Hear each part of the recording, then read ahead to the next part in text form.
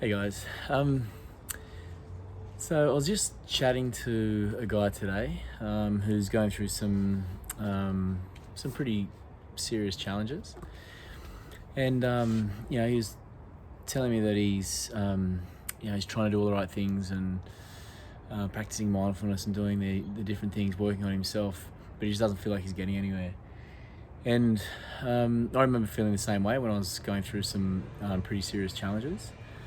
Um, and I sort of I gave him this analogy that I've heard in a book, and I've been sitting here having a beer and relaxing and just going over in my head and thinking about it, and just wanted to share my thoughts on it. So what I shared with this guy was the work that you put in on yourself. It's super important, and it may not feel like it's getting you there, getting you anywhere straight away.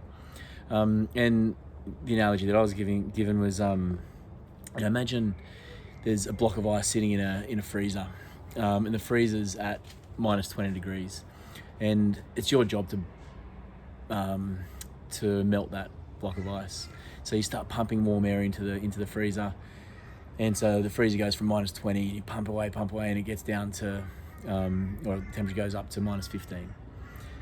You look at the ice, no change. Keep pumping, keep putting the work in.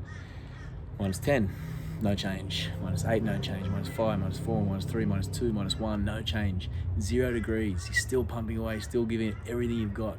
You look at that ice cube and there's no change. Now, a lot of us will give up before that point, whatever it is, whether it's, the working on yourself as far as improving your mental health and well-being, whether it's fitness, whether it's learning a new skill, whatever it is, we put in the work and we don't realize that every piece of that work is a part of the picture. So back to the analogy, you're at 0 degrees and the ice cube hasn't changed. And then you just give it one more little attempt and you change it from 0 degrees to +1. And the ice cube starts to melt. So it wasn't that last effort that did it. It was the accumulation of all that previous effort that melted that, or that began to melt that ice cube. Now, when I was, sort of going through some pretty challenging times, and just had a little visitor. I was really fortunate that I had people around me that kept pushing me through. When I thought I was, what's the point? Everything's too hard. I had friends and family around that gave me that support and pushed me through. And